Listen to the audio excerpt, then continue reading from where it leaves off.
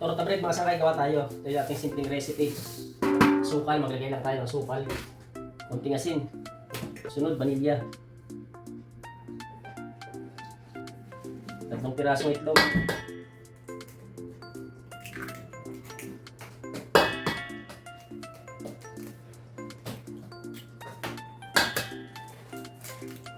Next, gatas na maliit. Ibap.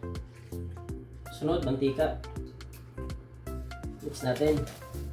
So bali itong recipe natin is para lamang sa mga nagtatanong at sa gustong matuto. Pero kung magaling ka na at basic na sa itong paggawa ng torta bread ay hindi para sa iyo ang video na to ha. Sunod, tubig. Mix muna. Tunawin natin yung asukal. So yung mga sukat ng mga ingredients mga sakay, lalagay ko na lamang sa ating comment section ha. At kung napala sa yung video na ito, huwag kalimutan mag-like at share ang ating video at pag-follow doon po na page. Pag natulong natin yung asukal, lagyan natin yung harina. 3 glass flour na may kasama baking powder.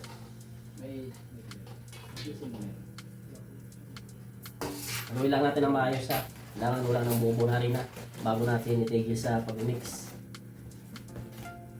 So bale simpleng mga ingredients lamang yung ating ginamit dito mga sangkay at napakadaling gawin. Sigurado akong kayang-kaya nyo rin itong magawa lalong-lalo na sa mga gustong sumubok sa paggawa nitong ating recipe ng ating torta bread. Pwede nyo itong gawin para pang merienda at pwede nyo rin itong gawin para pang negosyo. So kapag nahalo na natin ng maayos, lagyan natin sa ating lanera. Yung ating lanera mga sangkay. Meron na siyang baking cup. Pagsali naman sa lanera mga sangkay, gumamit lamang ako ng cups para may sali natin yung ating mixture dito sa ating lanera. Pero kung meron kayong ibang pamamaraan, ay pwede naman po yan. Basta may lagay nyo lang na maayos yung ating mixture sa ating mga lanera. Mga sangkay, bale kung sakaling kayo gagawa ng ating recipe ng ating torta bread, is huwag nyo pong kalimutan i-double check yung mga sukat ng mga ingredients na ating ilalagay ha. Nang maiwasan natin ang pagkakamali dahil sayang po yung ating mga ingredients kung sakaling tayo magkakamali sa pagtimpla ng ating torta bread. And once again mga sangkay, kung sakaling nagustuhan mo yung ating video ay paki-like at share naman po ng ating video at paki-follow na rin po ng aking page bilang suporta na lamang po.